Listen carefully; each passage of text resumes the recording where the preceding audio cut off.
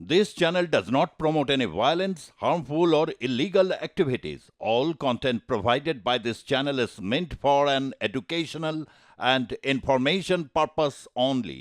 মানে বছর শেষে একটা অসাধারণ একটা মিম পেলাম বা অনেক কিছু, যেটা 4 দিনে কলকাতা দখল।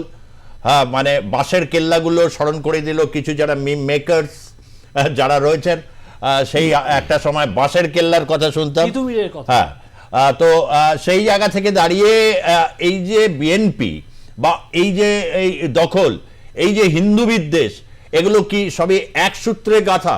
মানে মূল ক্রাক্সটা হচ্ছে ভারতের বিরুদ্ধে বিদ্বেষ এবং হিন্দু বিদ্বেষ, যেটাকে এখন এই মুহূর্তে একটু সামাল দেওয়া নানা রকম সমস্যা হচ্ছে, যে কারণে নানা ফন্দে বিকিট, নানা চাপ, নানা পথ খোঁজা এরকম হচ্ছে। এটা আমার প্রশ্ন, আপনি উত্তর দেবেন।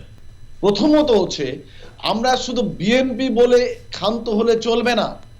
বাংলাদেশে সংখ্যালঘুরা, হিন্দুরা পরম্পরাভাবে আক্রান্ত হয়েছে। এই বাস্তবতাকে আমাদের মেনে নিতে হবে।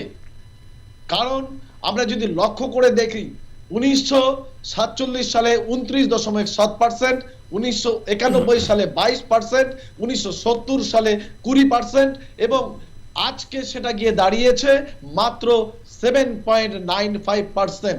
এই যে সংখ্যালঘুরা আক্রান্ত হয়ে হয়ে এদেশে এসেছে বা বিভিন্ন দেশে চলে গেছে, এটা আক্রান্তের পরম্পরা।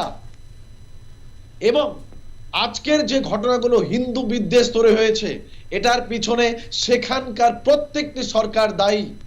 কারণ সেখানে স্বাধীনতার পরে আমরা যারা 71 সালে সেখানকার স্বাধীনতা সংগ্রামের ইতিহাস আলোচনা করি, সেই সরকারগুলোর উচিত ছিল 71 সালের স্বাধীনতা সংগ্রামে ভারতের ইনভলভমেন্টটা কত মারাত্মকভাবে ছিল।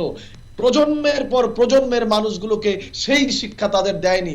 এমনকি তাদের পাঠ্যপুস্তকেও আমাদের ভারতের যে অবদান সেটা কোথাও লেখা ছিল না।